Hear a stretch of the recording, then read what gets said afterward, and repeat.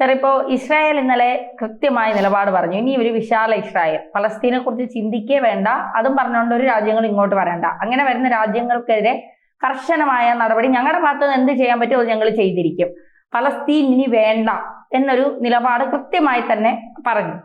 അപ്പോൾ അത് കഴിഞ്ഞപ്പോൾ ഫ്രാൻസ് രംഗത്തെത്തി പറഞ്ഞു പലസ്തീൻ എന്ന് പറയുന്ന ഒരു രാഷ്ട്രം വേണം, അതിന് എന്ത് സഹായവും ഞങ്ങളുടെ ഭാഗത്തു നിന്ന് ഉണ്ടാകും, പലസ്തീന്റെ രാഷ്ട്ര പദവി അംഗീകരിക്കുന്ന ഒരു രീതിയിലേക്ക് വരെ ഞങ്ങൾ പോകുമെന്നുള്ളതാണ്. ഇവിടെ ചോദ്യം, ഇസ്രായേൽ എന്ന് പറയുന്നത് ആരെയും കയറി അടിക്കാൻ ഒരു ഭയമില്ലാത്ത ഒരു രാജ്യമാണ്.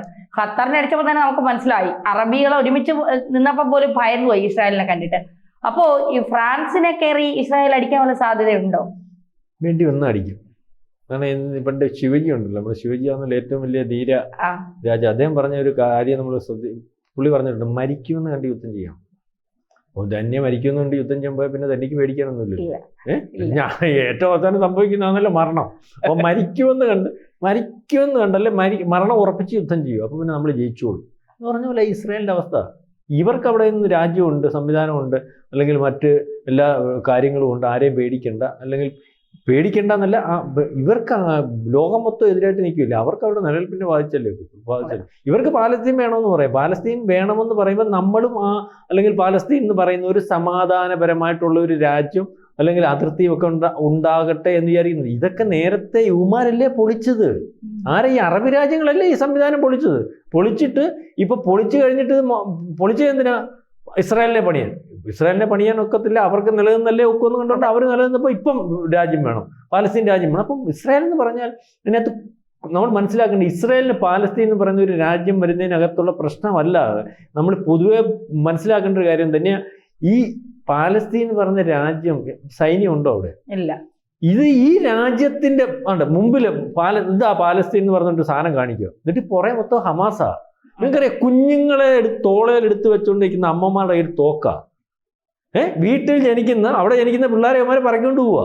അല്ലെങ്കിൽ ഇവന്മാരെല്ലാം മാനസികമായിട്ട് ഹമാസിന് അനുകൂലമാണ്. അത് പറയാതിരിക്കാൻ നിവൃത്തിയില്ല. ആ ഒരു അവസ്ഥയിലാണ് കാര്യങ്ങൾ. അതുകൊണ്ടാണ് പാലസ്തീൻ എന്ന് പറയുന്ന രാജ്യത്തെ ഇനി അനുവദിച്ചു കൊടുക്കുന്ന ഒരു അവസ്ഥയിൽ എന്ന് ഇവർ പറഞ്ഞത്. അവർ ഈ ബാക്കിയുള്ള ചില പ്രദേശങ്ങൾ പിടിച്ചിട്ട് അവിടേക്കുള്ള സഹായങ്ങളും അല്ലെങ്കിൽ തീവ്രവാദ സ്വഭാവമുള്ള ഓപ്പറേഷൻസിന് അവരുടെ ഇവർക്ക് ദോഷമാകുന്ന രീതിയിലുള്ള നിലനിൽപ്പിനെ, അല്ലെങ്കിൽ ഈജിപ്തിന്റെ ഒക്കെ കടന്നു കയറ്റുണ്ട്. ഈജിപ്റ്റ് വലിയ ന്യായമൊക്കെ പറയുന്നത്, ഈജിപ്റ്റും ഈ പറയുന്ന ഈ രാജ്യവും ജോർദാനും അല്ല ഈ പറയുന്ന നമ്മുടെ ഇസ്രായേലുമായിട്ട് നല്ല ബന്ധം ഇപ്പം, അല്ലെങ്കിൽ വാതകവും അല്ലെങ്കിൽ ഇതൊക്കെ കൊടുക്കുന്നുണ്ട്.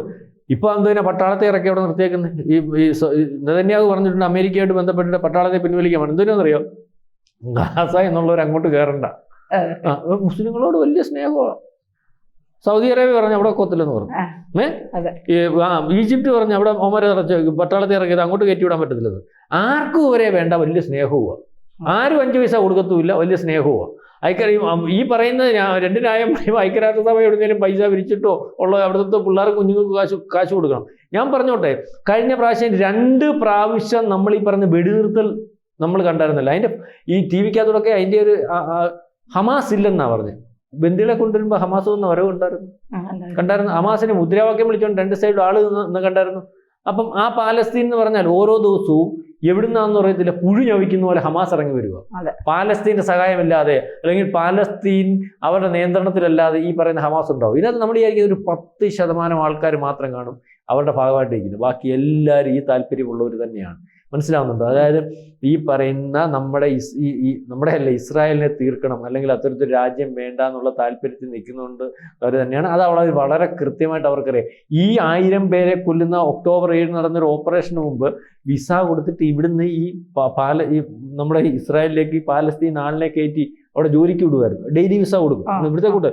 എന്നിട്ട് അവന്മാരെന്ത് ചെയ്ത് പറഞ്ഞാൽ ഒരു നിവൃത്തിയില്ലാതെ പട്ടിണി കിടക്കുന്നവരാ. അവരാണ് കൂലിപ്പണിക്ക്. അവന്മാരവിടെ കയറി ആ സമയത്ത് കൂലിപ്പണിക്ക് പോകുന്ന രീതിയിൽ ഇവിടെ 1000 രൂപ കിട്ടുന്ന അല്ലെങ്കിൽ 500 രൂപ കിട്ടുന്നിടത്ത് അവിടെ 2500 രൂപ കിട്ടും. അങ്ങനെ കിട്ടിക്കൊണ്ട് വന്നിട്ട് അതിനകത്ത് കയറി അന്ന് രഹസ്യമായിട്ട് ഇതെല്ലാം കളക്ട് ചെയ്ത് കൊണ്ടുവന്ന് മാർക്ക് കൊടുത്തിട്ടാ അന്നവിടെ അന്ന് കടന്നു കയറിയില്ല. പിന്നെ അവർ മനസ്സിലാക്കി. അതുകൊണ്ട് ഇനി അപ്പം ഇവരെ ഇങ്ങനൊന്നും സഹായിക്കാൻ പറ്റത്തില്ല. അവർക്കൊരു അജണ്ടയുണ്ട്. ഇപ്പം ഫ്രാൻസിനെന്ന് പറഞ്ഞാൽ ഈ ജിയോ പൊളിറ്റിക്സിൽ ഇവർക്കൊക്കെ ചില താല്പര്യങ്ങളുണ്ട്. ഓരോ രാജ്യത്തിനും അവരുടെ താല്പര്യങ്ങളാണ്.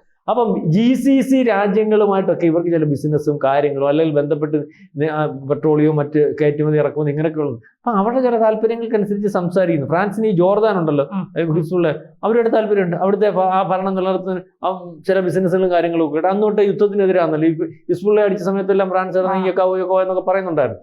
അപ്പം ഇതേ രീതിയിലേക്കുള്ള കാര്യങ്ങളാണ്. അവർക്ക് പാലസ്തീൻ വിഷയത്തിനകത്ത് ആര് വന്നാലും അടിക്കും. അങ്ങനെ അടിക്കുമെന്ന് പറയാൻ പ്രാപ്തമായിട്ടുള്ള രാജ്യം ആരുണ്ട്? അമേരിക്കയ്ക്ക് പേടിയാണ്. ഇറാനാണെങ്കിൽ അവിടെ കൊണ്ടുവന്ന് നമ്മുടെ ഖത്തറിൻ്റെ അവിടെ കൊണ്ടുവന്ന് ഒരു മിസൈൽ മൂന്ന് മിസൈൽ ഇട്ട് ട്രംപ് പറഞ്ഞ് ഞാൻ നിർത്തുവാട്ടോ, ഞങ്ങൾ പോവാന്ന്. ഇതൊന്നും ഇസ്രായേലിന് നടക്കത്തില്ല. ഇസ്രായേലിന് നടക്കത്തില്ല. കാരണം അവർക്ക് പേടിയൊന്നുമില്ല. പേടിച്ചിട്ട് കാര്യമില്ല. പേടിക്കാനോ അല്ലെങ്കിൽ 2-3 മിസൈൽ ഇടാനോ സൗകര്യത്തിനുള്ള ഒരു രാജ്യം അവർക്കില്ല. അപ്പോൾ അവർക്ക് കരുതി എന്നേ ഒക്കത്തുള്ളൂ. ഇപ്പൊ ലോകം മൊത്തം എതിരെ വരുമെന്ന് പറഞ്ഞാൽ അവർ പറയാം ഞങ്ങൾ ഒറ്റയ്ക്ക് നിന്നോണം. എടാ, ഒന്നുകിൽ മരണം അല്ലെങ്കിൽ രാജ്യം, ഇതല്ലേ അവിടെ നെല്ലിപ്പ. അപ്പൊ അതുകൊണ്ട് അവർക്ക് നിന്നേ പറ്റത്തില്ല. അവർ പറഞ്ഞു പാലസ്തീൻ പറഞ്ഞ ഇനി ഫ്രാൻസ് അല്ല ആരായാലും മറ്റേയാളും മറിച്ചാലും നാളെ കാലത്തെ അടിക്കണമെങ്കിൽ അടിക്കുകയും ചെയ്യും. അപ്പം ഇപ്പം കഴിഞ്ഞ ദിവസം നമ്മുടെ ഈ GCC രാജ്യങ്ങളെല്ലാം കൂടെ ഒന്നിച്ച് ചേർന്നിട്ടും അറബ് നാറ്റോ ഒക്കെ വന്നല്ലോ. ഖത്തറിനെ കയറി അടിച്ചല്ലോ. ഖത്തറിനെ കയറി അടിച്ചപ്പോൾ എന്താ ഇവർ നാറ്റോ കൂടിയിട്ട് അങ്ങ് പോയല്ലോ. എന്താ പിന്നെ എന്താ അങ്ങ് ഇവരെല്ലാം കൂടെ കൂടിയാൽ അങ്ങ് തിരിച്ചടിക്കാൻ പറ്റത്തില്ല. തിരിച്ചടിച്ചാൽ ഇവന്മാരുടെ നമ്മളന്ന് കഴിഞ്ഞ ദിവസം ചർച്ച ചെയ്തതുപോലെ ഇവർ കൊണ്ടുവന്ന ഖത്തറിന്റെയും മറ്റേ സൗദിയുടെ മറ്റേടത്തും ഒരു 2-3 ബോംബ് തുള്ളി പിറകെ എടുത്തുകൊണ്ടുവന്ന എണ്ണപ്പാടത്തിനകത്ത് എവിടെയെങ്കിലും ഇട്ടേക്കും. രാജ്യത്തുള്ളവർ മൊത്തം വലഞ്ഞോ. അവന്മാർക്ക് കാശ് കിട്ടും. നമുക്ക് കാശ് കൊടുത്താലെങ്കിൽ ഈ സാധനം മേടിക്കണ്ടേ? നമ്മളും മേടിക്കുന്ന ഇവിടെ ഇറാനിൽ നിന്നാണ്. നമ്മുടെ ഏറ്റവും കൂടുതൽ ഈ പെട്രോളിയം ഉൽപ്പന്നങ്ങൾ ഇറാനിൽ നിന്നാണ്. നമ്മൾ പണ്ട് പെട്രോൾ അവർ സൗദിയിൽ നിന്ന് മേടിക്കുന്നുണ്ട്. മറ്റേ ഇത് മേടിക്കാനും നമുക്ക് പൈസ ഉണ്ട്, സാധനമില്ല. എന്ത് ചെയ്യും? ഇതൊക്കെ ചെയ്യുവര്. അവർക്കൊക്കെ എന്ന് പറഞ്ഞാല് അതുപോലുള്ള സംവിധാനങ്ങളും സോഴ്സുകളും അവർ കരുതിയിട്ടുണ്ട്. മരുഭൂമി മേടിച്ചിട്ട് ലോകത്ത് ഏറ്റവും വലിയ രീതിയിൽ കൃഷി ചെയ്യുന്നതും എല്ലാ രീതിയിലും കാര്യങ്ങൾ ഡെവലപ്പ് ചെയ്യുന്നതും ലോകത്തെ ഏറ്റവും വലിയ ടെക്നോളജി ഒക്കെ ആയിട്ട് മുന്നോട്ട് പോകുന്ന രാജ്യം. മാത്രമല്ല ഇവരുടെ ഇൻവെസ്റ്റ്മെന്റ് അവിടെയല്ല. അതാ മനസ്സിലാക്കേണ്ടത്.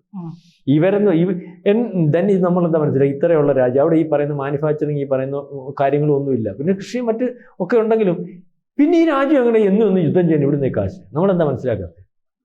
എന്നും യുദ്ധം അവർ ചെയ്യുന്നു. ഒരു ദിവസം എത്ര കോടി രൂപ വേണം?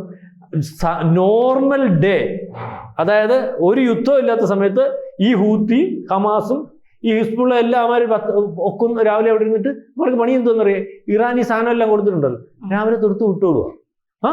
തമാശയല്ല. എനിക്ക് സുഹൃത്തുക്കളുണ്ട് അവിടെ. ഇപ്പം നമ്മൾ ഒക്ടോബർ 7 ശേഷം വന്നാലും നമ്മൾ ഉൾപ്പെടെ അവിടെ ഒരു ചർച്ച ചെയ്തുകൊണ്ടിരിക്കും. പണ്ട് തന്നെ പരിപാടി എന്നും ആ ഹാൻഡ് ഓൺ സംവിധാനം പ്രവർത്തിച്ചുകൊണ്ടിരിക്കുക. എത്ര രൂപ വേണം ഇത് പ്രവർത്തിക്കണമെങ്കിൽ? ഇതായിരുന്നു അവരുടെ അവസ്ഥ. എന്നും ത്രട്ട.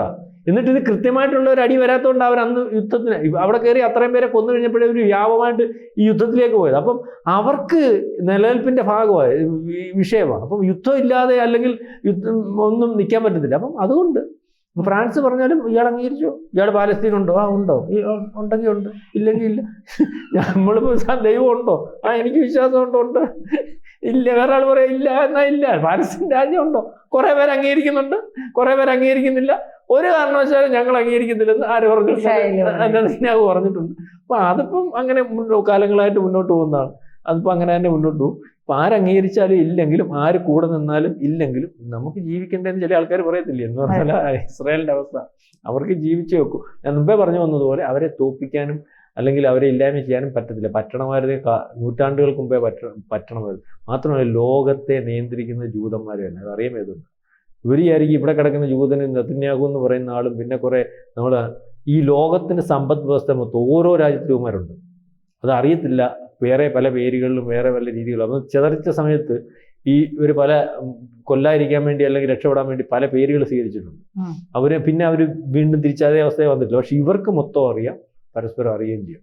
ഭയങ്കര ഒരു ഇതാണ് അവരുടെ ഒരു ഐക്യം. അത് കമ്മ്യൂണിറ്റിയുടെ അവർക്ക് എവിടെയൊക്കെ അവരുടെ ആൾക്കാരുണ്ട്. ഒരു കുഞ്ഞ് അവിടെ കിടന്നിട്ടുണ്ടെങ്കിൽ അവർക്കറിയാം. ഒരു ചെറിയ ഇതിനകത്തുള്ള ആൾക്കാരെ അറിയാം. അപ്പം അവർ അമേരിക്ക നിയന്ത്രിക്കുന്ന നേരം അമേരിക്ക ഇപ്പം നാളെ കാലത്തെ സാമ്പത്തികമായിട്ടും അല്ലെങ്കിൽ മറ്റ് ടെക്നോളജി പരമായിട്ടും പുറകോട്ട് നടത്തണം എന്ന് വിചാരിച്ചാൽ അവരുടെ ആൾക്കാർക്ക് മാറിയാൽ മതി.